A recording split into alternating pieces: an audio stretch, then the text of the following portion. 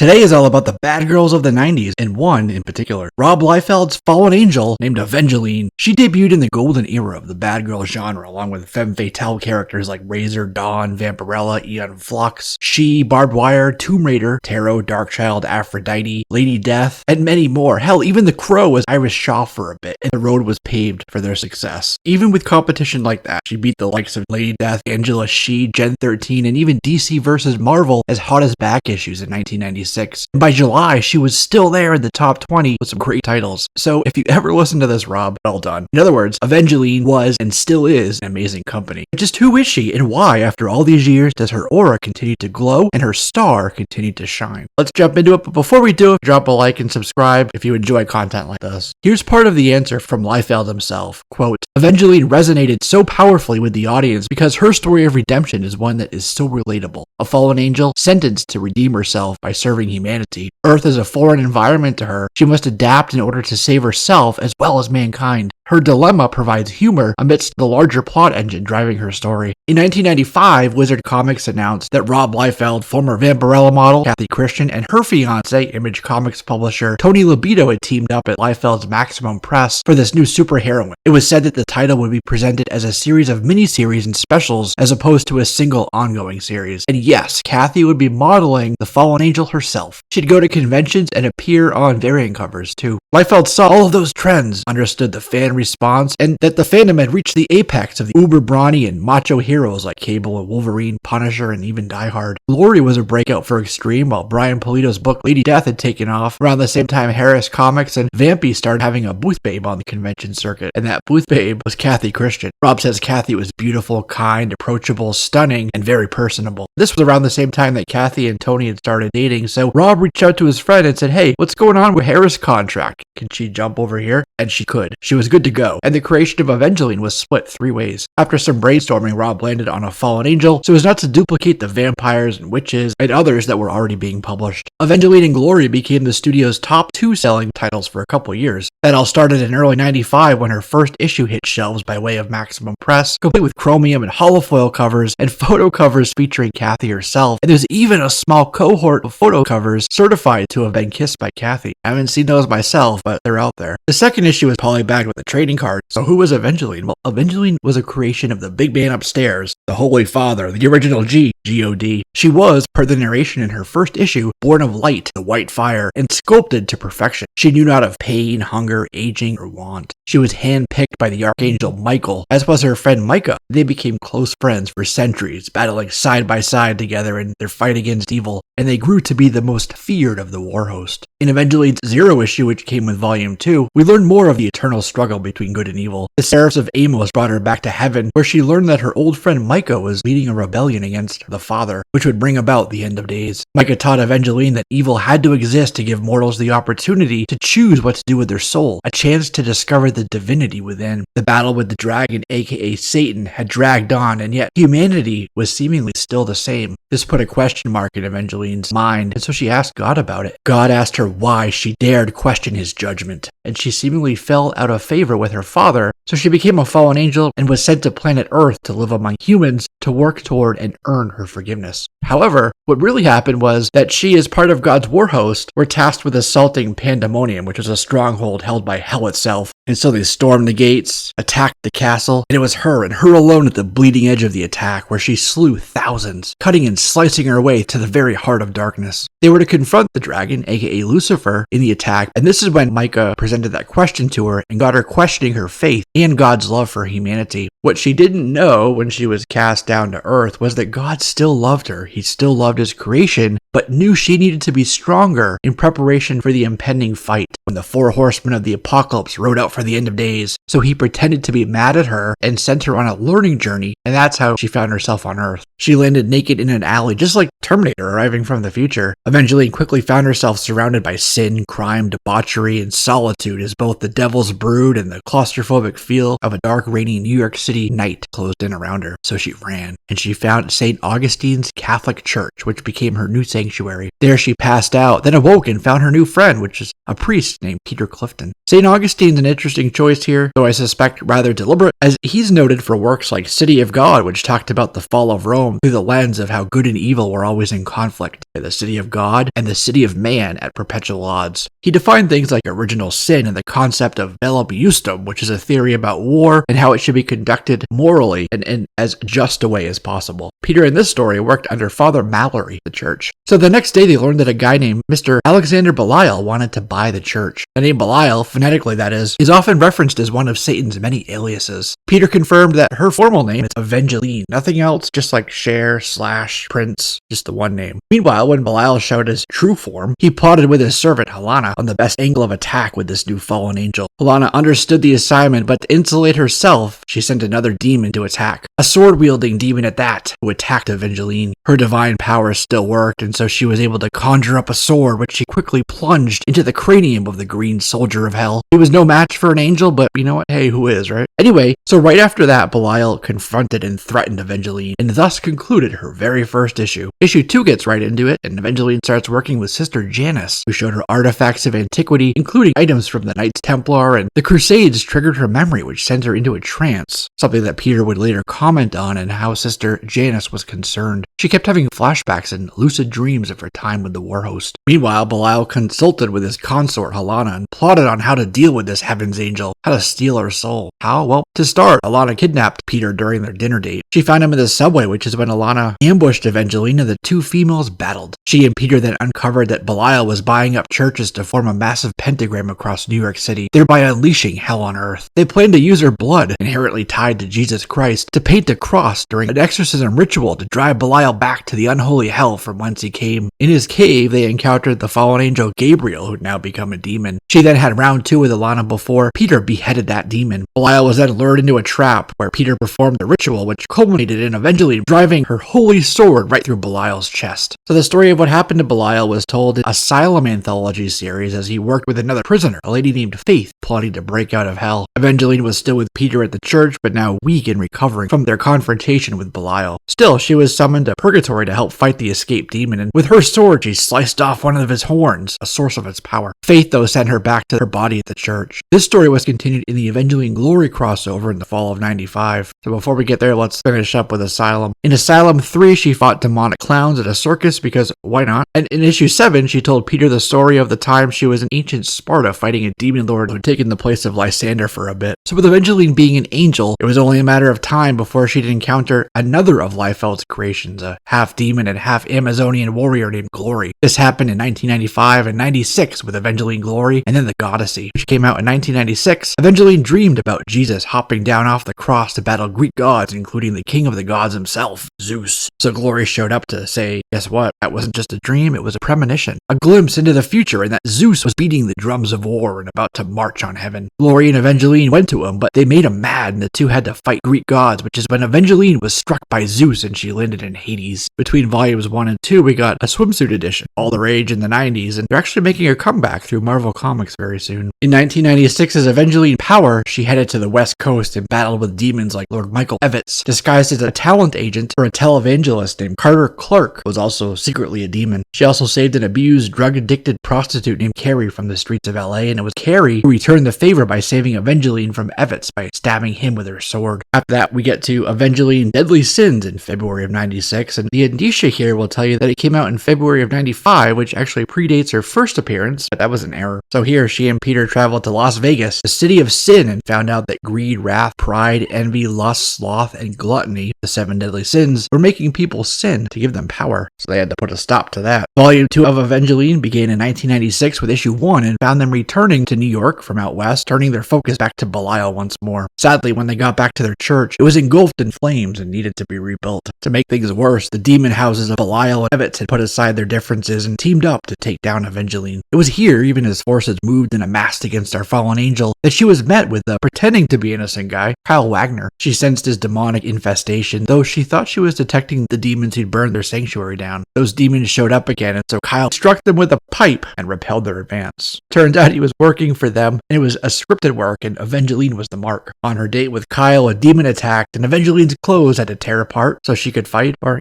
something like that. It was a demon hired by Delvin Trask, a half-angel, half-demon, who happened to be the son of Lord Belial, and a fallen warrior angel, AVENGELYNE's friend, named Rachel. AVENGELYNE beheaded the demon with a stop sign, and that was how Kyle learned of her true self. And then, under the light of a full moon, the two got busy. Before marriage? That was something that was held against her for quite some time. Issue 2 had a variant cover which homaged Annie Leibovitz's photo of Demi Moore that had made the cover of Vanity Fair in August of 1991. The issue also contained a preview of Randy Queen's Darkchild series, and I have a video of Darkchild here on the channel if you want to learn more about that character. Kyle had secretly been sent to slay Evangeline, who was now carrying Kyle's baby, but his father ordered him to spare her life. She still had a lot of trials and tribulations to complete before she could return to heaven. She was kicked out of the church for that pre-marriage copulation, and so she moved in with Kyle. That's when God dispatched Passover, a warrior, to smite her in her poisonous seed for her sin. In a bit of a twist, the demons protected her from heaven's warrior. Belial needed the baby born so he could destroy the other demon houses, kill its mother Rachel, and then have undisputed dominion over all. That baby needed to be born. Then Passover exposed Kyle's true demonic self to Evangeline's horror. In May of 96, Evangeline teamed up with Prophet for a 2-part story, drawn together by a shared dream. The second issue came out in early 97, so it was quite the delay on this book. In part 2, they found a citadel, a haven for other fallen angels called the City of Lost Souls. But secretly, they were weaponizing a tear of God. This was Prophet's book too, so they were also working against Lord Darkthorn, the leader of Decay. Michael was the one who wanted that weapon. She beheaded Michael, and Prophet repelled Darkthorn, once more saving the Earth and really the entire dimension. Back in her main title, suddenly she was in labor, gave birth, and Magog crawled out of her womb, leaving her helpless in the streets for Jacob and Peter to find and rescue. Luckily, Passover attacked Magog before he could do much damage, held him off until a legion of angels landed to wage war. Was this the final stand? Was this the battle on the plains of Megiddo? Armageddon? Well, the priest thought so. Evangeline cut herself open, bled on her sword, and then cut Magog with that sword, her blood making him weaker. Magog was repelled, and Passover's orders were updated from kill to restore. Issue 4 teamed her up with a cyborg named Jonah, aka Cybrid, another of Liefeld's creations, which interestingly was almost the name of another Liefeld creation, Cable. This story brought them up against a shape-shifting demon named Terrell. Cybrid was working with a rogue FBI agent named Preacher John even after he was possessed by the demon. Together they battled ninjas from Quiet Palace, operatives from an organization called Sinashore, and stopped a ritual called the Master of Tengu's Den to save Preacher John. In issue 6 we meet a herald, Evangeline's little sister named Divinity. Sadly, after Armageddon, Divinity would be slain by Pride, one of the 7 deadly sin demons. This same issue also brought back a character named Nightmare. Now it was Lord Hart that was plotting against Evangeline and her sister. Divinity was kidnapped by Chinese demons while she was impersonating Evangeline, and so she had to be saved by her own sister, along with some help from Nightmare, allowing them to escape from Hark and get back to Chinatown. In 1996, Maximum Press put out a one-shot called Darkside. A mysterious blackout on the East Coast cast its cities into darkness, while a vigilante named The Priest attacked people in Boston. Both Nightmare and Evangeline were tracking Priest. Priest would turn out to be a Catholic priest named Michael O'Bannon, and it was his schizophrenia that had brought out his alter ego at night, which is when he became the vigilante priest. And as priest, he was hunting a killer named the Jackal, aka Brian Thompson, but not the same one that Luigi took out. Later, Evangeline found a friend in warrior nun Ariella, and together they battled legions of dragons that had descended on planet Earth. In the 2-parter Passover, the Seraph of Destruction crossed over with Evangeline. When he was sent to assess why all the demons were showing up in Washington, he ran into Evangeline again. In Evangeline Armageddon, in the far future, Micah managed to imprison the devil, the evil dragon, and destroy Earth, save for one remaining stronghold in Jerusalem, and so the final war was raged, as prophesized. Magog was defeated, and he went back